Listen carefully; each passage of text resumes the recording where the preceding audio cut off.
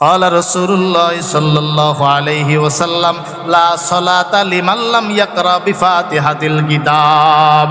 যে সূরা ফাতিহা পড়ে না তার নামাজ হয় না। এজন্য প্রত্যেক নামাজে সূরা ফাতিহা আছে না নাই? অবশ্যই আছে। ফরজ নামাজেও সূরা ফাতিহা, ওয়াজিব নামাজেও সূরা ফাতিহা পড়তে হয়, নফল নামাজেও সূরা ফাতিহা পড়তে হয়। জোরে কোন ঠিক কিনা? সূরা ফাতিহা পড়তে হয়। তবে যদি আপনি জামাতের সাথে নামাজ পড়েন তাহলে আল্লাহর রাসূল বলেছেন ইমাম নামাজ কেরাত পড়বে তোমরা চুপ থাকো, ইমাম কেরাত পড়বে তোমরা চুপ থাকো। ওয়া ইদা কুরিআল কুরআনু ফাসতামিউ লাহু ওয়া আনসিতু লাআল্লাকুম তুরহামুন। যখন কোরআন পাঠ করা হয়, নামাজে যখন কেরাত পড়া হয়, ও মুসল্লি ভাইরা তোমরা যদি শোনো, মনোযোগ দিয়ে শোনো, কোরআন তেলাওয়াত যদি শোনা যায় মনোযোগ দিয়ে শোনো। আর জোহর আসর যেই নামাজে ইমামের কেরাত শোনা যায় না, ও আনসিতু তোমরা চুপ থাকো।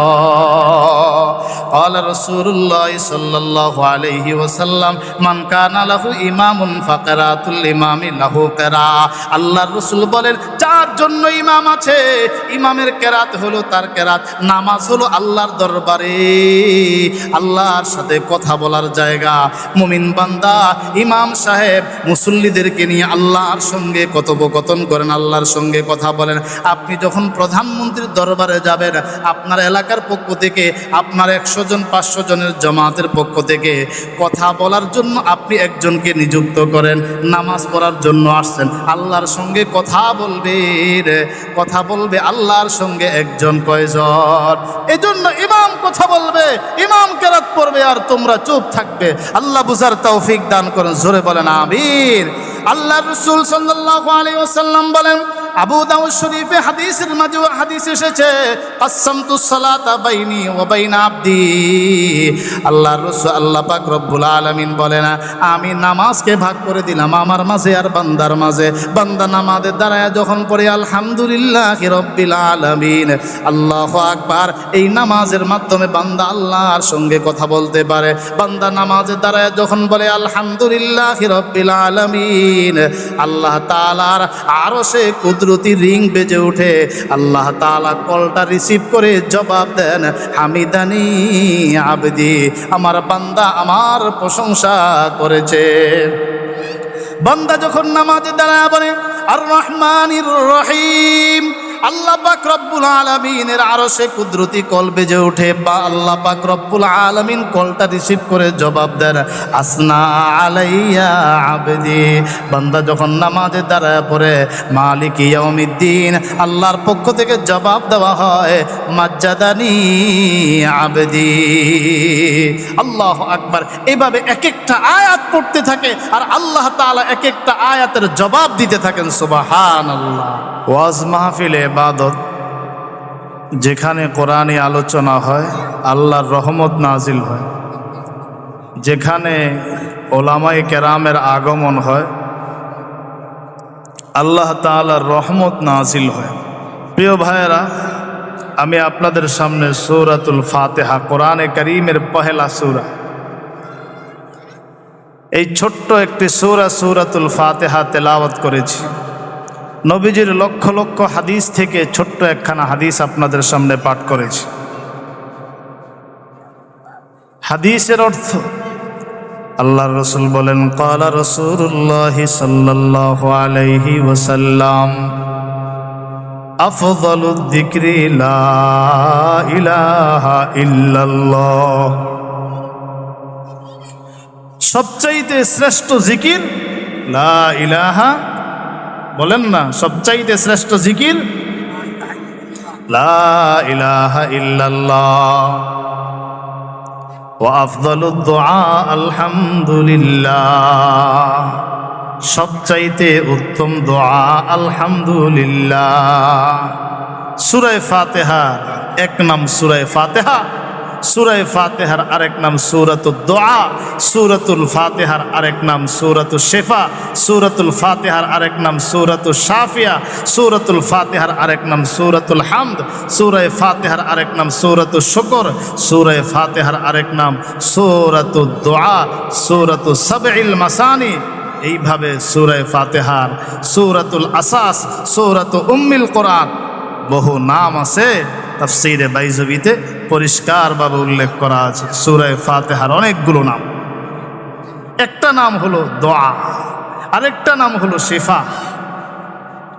এই সূরা পড়ে কোনো রোগীর উপরে যদি ফুঁক দেওয়া হয়, ওই রোগীকে আল্লাহ তাআলা সুস্থ করে দেন।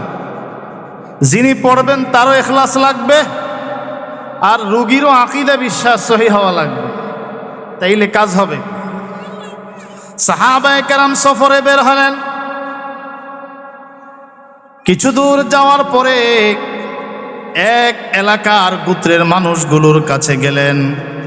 আমরা মুসাফির, আমরা ক্ষুধার্ত, যদি তোমাদের কাছে কোনো খাবারের ব্যবস্থা থাকে একটু খাবারের ব্যবস্থা করো। না, কোনো খাবার দেওয়া যাবে না। খানা খাওয়াইলে লাভ না লস? লাভ। মেহমান আসলে রিজিক বাড়ে, মেহমান যে বাড়িতে আসবে ওই বাড়িতে বরকত হয়। এজন্য বহু ওলি আব্দাল গাউস কুতুব মেহমান ছাড়া খানাই খান না। নবীদের সিফাত মেহমানের সাথে খানা খাওয়া, মেহমান নিয়ে খানা খাওয়া। এজন্য বহু কওমি মাদ্রাসার মাঝে কয়েকজনের খাবার একটু বেশি রাখা হয় মেহমানদের জন্য। বহু বাড়ির মাঝে এরকম আপনাদের এলাকার মুরব্বীদের ব্যাপারেও আমরা যতটুকু জানি, পুরাতন যারা মেহমান ছাড়া খানা খেতেন। এই মানুষগুলো খাবার দিতে অস্বীকার করলো, আপ্যায়ন করলো না। সাহাবায়ে কেরাম চলে যাচ্ছেন, পিছন থেকে দৌড়ে এসে জিজ্ঞেস করা হলো, আপনাদের মাঝে ঝাড়ফুঁক করতে পারে, সাপে কাটা রোগীর চিকিৎসা করতে পারে এমন কোনো ব্যক্তি আছে কিনা? আমাদের নেতা, আমাদের এলাকার নেতা, আমাদের এলাকার মাতবর, আমাদের এলাকার লিডারকে সাপে আক্রমণ করেছে, শরীর বিষাক্ত হয়ে পড়েছে, যে কোনো মুহূর্তে মারা যাবে। সাপে কাটা রোগীর চিকিৎসা করার মতো কেউ আছে কি? সাহাবায়ে কেরাম বললেন, হ্যাঁ আছে, কারণ তাদের ভিতরে কোরআন আছে। তবে খাবার চাইলাম দিলা না, তো তোমাদেরকেও আমরা যে চিকিৎসাটা দিব সেটাও ফ্রি হবে না। কি দিবা? এটা দিতে হবে, 30টা বকরি দিতে হবে, খাবার খাওয়াইতে হবে, আপ্যায়ন করতে হবে। যাই হোক,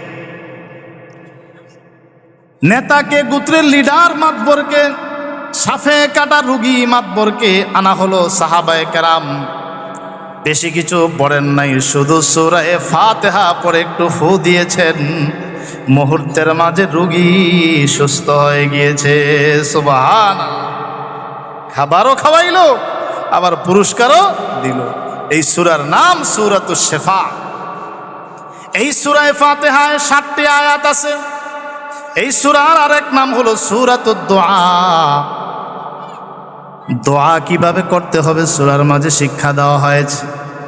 সূরার মাঝে শিক্ষা দেওয়া হয়েছে মানুষের কাছে কিভাবে চাইতে হবে, আল্লাহর কাছে কিভাবে চাইতে হবে, বান্দা আল্লাহর কাছে কিভাবে চাইবে, এই সূরার মাঝে শিক্ষা দেওয়া হয়েছে। তুমি যখন আল্লাহর কাছে চাইবা, প্রথমে আল্লাহর প্রশংসা করো, এরপরে নিজের দুর্বলতা প্রকাশ করো, তারপরে তোমার চাওয়া পাওয়া আল্লাহর কাছ থেকে চেয়ে নাও। শুধু এখান থেকে নয়, দুনিয়ার প্রধানমন্ত্রী, রাষ্ট্রপতি, আপনার এলাকার এমপি, মন্ত্রী, নেতা যারা, ওদের কাছেও যদি আপনি কিছু চেতে চান, কিছু চান, তাইলে আপনাকেও সেই ফর্মুলা অবলম্বন করতে হবে। যাবেন আর সাথে সাথে চেয়ে নেবেন, আমাকে এটা দেন, ওটা দেন, দিবে না। প্রথমে ওই নেতার প্রশংসা করতে হবে, তারপরে আপনি ছাড়া আমার আর কেউ নাই, আপনি নিজের দুর্বলতা প্রকাশ করতে হবে, তারপরে আপনি আপনার চাওয়া পাওয়া পেশ করতে পারেন। আল্লাহ পাক রব্বুল আলামিন এই সূরা ফাতিহা নাজিল করলেন কোরআনে কারীমের সর্বপ্রথম 1 নম্বরে যে সূরা ফাতিহা। আল্লাহ বলেন, আলহামদুলিল্লাহি রাব্বিল আলামিন। সমস্ত প্রশংসা বিশ্বজগৎ সমূহের প্রতিপালক রব্বুল আলামিনের জন্য। তিনি কে? জোরে বলেন না, তিনি কে? আরো জোরে আল্লাহর নাম বলেন, তিনি কে? বিশ্বজাহানের প্রতিপালক আল্লাহ তাআলার জন্য আর রহমানির রহিম, যিনি পরম করুণাময় অতি দয়ালু। মালিক ইয়াউমিদ্দিন, যিনি কিয়ামতের দিবস বিচারের দিবসের মালিক, তিনি কে? জোরে বলেন, তিনি কে? আল্লাহু আকবার। দুনিয়ায় বহুত ক্ষমতাবান দেখা যায়, কাল কিয়ামতের ময়দানে সূর্য মাথার উপরে চলে আসবে, জমিনটা তামা তামা হয়ে যাবে। কোন নেতা নেত্রীর কোনো বাহাদুরি চলবে না সেদিন। ক্ষমতা শুধুই কার জন্য? জোরে বলেন না, কার জন্য? লিমানিল মুলকুল ইয়াউম লিল্লাহিল ওয়াহিদিল কাহ্হার। এরপরে আল্লাহ বলেন, ইয়্যাকা না'বুদু ওয়া ইয়্যাকা নাস্তাঈন। ওগো মালিক, আমরা শুধুই আপনার ইবাদত করি আর শুধুই আপনার কাছে সাহায্য প্রার্থনা করি। আমরা নামাজ পড়ি, আমাদের সামনে আসছে কোরবানি, আমরা নামাজ পড়ি, আমরা কোরবানি করি, আমরা জিকির করি, আমরা দান খায়রাত করি, সমাজের উন্নয়নমূলক কাজ করি, মাদ্রাসায় সন্তান পড়াই, মসজিদগুলো দেখাশোনা করি, মাদ্রাসার দেখাশোনা করি, আলেম ওলামাদেরকে শ্রদ্ধা করি, ভক্তি করি। কাকে খুশি করার জন্য? বলেন না, কাকে খুশি করার জন্য? জোরে আওয়াজ দেন, আল্লাহর নাম জোরে উচ্চারণ করে সবাই বলেন আল্লাহু আকবার। আরো জোরে আল্লাহু আকবার। আর একবার জোরে আওয়াজে পড়ুন আল্লাহু আকবার। সব ক্ষমতার মালিক কে? ওই আল্লাহর কাছে আমরা আল্লাহর ইবাদত করি, আল্লাহর কাছে সাহায্য চাই। নেতা দেওয়ার ক্ষমতা রাখে না যদি আল্লাহ না দেন। পীর দিতে পারে না, কবর দিতে পারে না, মাজার দিতে পারে না, কাহারই কিছু ক্ষমতা নাই। ক্ষমতা একমাত্র আমার মালিক আল্লাহ। এমনকি নবীদেরও দেওয়ার কোনো ক্ষমতা নাই, ওলি আব্দাল গাউস কুতুব দেওয়ার কোনো ক্ষমতা নাই। ক্ষমতা একমাত্র কার?